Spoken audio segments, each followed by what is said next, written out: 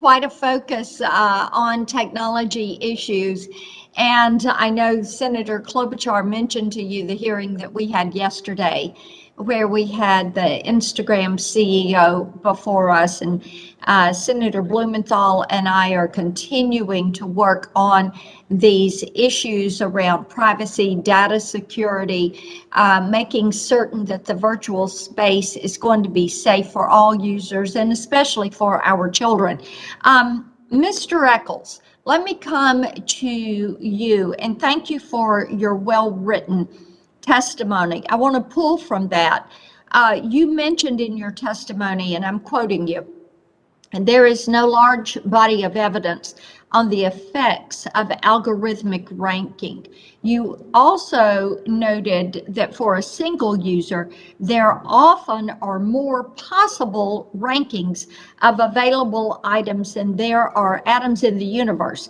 So even though the same data may be entered in the algorithm, a huge variation in outcomes could occur. All right, so here's my question. Given all this, is it even possible to attain algorithmic transparency and get to where we are trying to go with the effects of these algorithms, or would the data outputs be too large to even begin to make heads or tails of them? Thank you, Senator. I think there are hard problems here, but I don't want to make it sound like all versions of algorithmic transparency are impossible. And I think breaking it up into smaller problems can help. Actually, even for data scientists and ranking engineers at these companies, they have to do a lot of work to understand their own algorithms in a lot of cases. And that's in part because they're doing things like looking at the contents of a photo, figuring out what's in the photo, and knowing whether you might actually be interested in that content, right? So that becomes a very complex process. But luckily, some of that can be broken down into kind of more comprehensible pieces, because at the end of the day, there's a prediction about whether you're going to click on that content, whether if we asked you in a survey, you'd say it was important.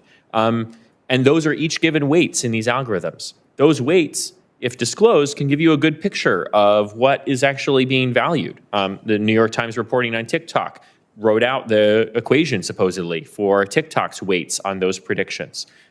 So that kind of level of transparency could take us somewhere that isn't necessarily the entire algorithm, which in fact has billions of parameters. There's billions of numbers used to determine many of these algorithms. Let me interject right there. Let's talk about TikTok. We know that TikTok likes to hook young users, and we know that TikTok is collecting this information, and basically what they are doing with their Chinese Communist Party shared ownership, I guess you would say, is they're basically creating dossiers on Americans, and then they have the ability to funnel that information back to the Chinese government.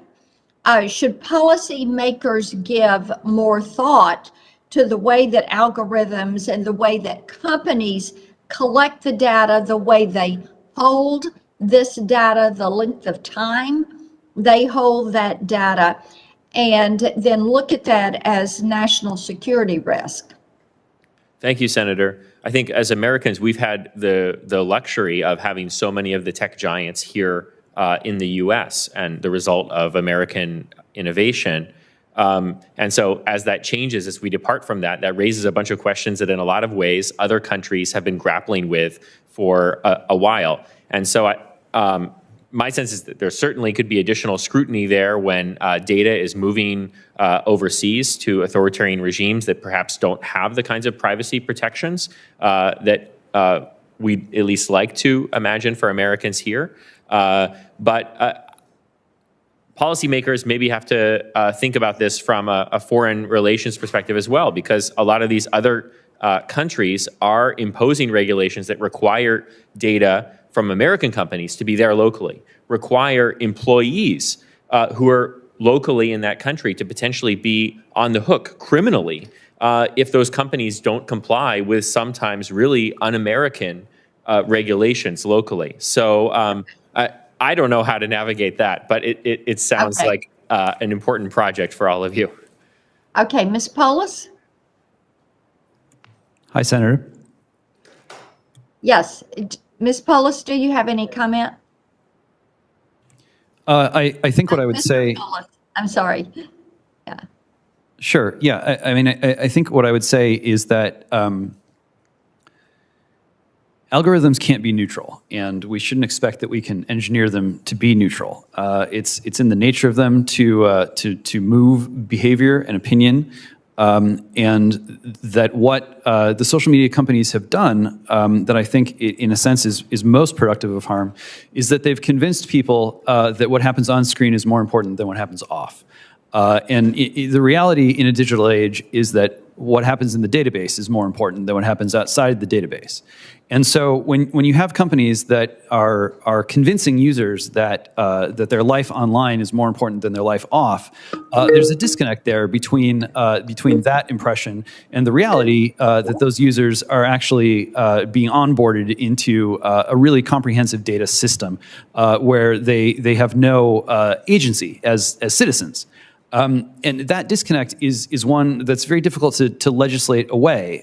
So I think the important thing to do is yes, we can nibble away at and ameliorate certain kinds of algorithmic harm, but really what we want to do is make sure that Americans can recognize that they can build new institutions that preserve their way of life and preserve their agency as citizens and as members of a community through digital technology. That really social media isn't the extent of digital technology. And I think what we're seeing, with Facebook trying to change into Meta and other similar moves, that social media companies are aware to a degree that perhaps their form of technology is just technologically limited. And so this is a fast shifting space. And while, as one of the other senators indicated, it's easy to point out what's frustrating or irritating about the space, ultimately, trying to make social media a creature of the federal government is not going to get us where we need to go. Thank you. Mr. Chairman, thank you for the time. Thank you very much. Senator Markey.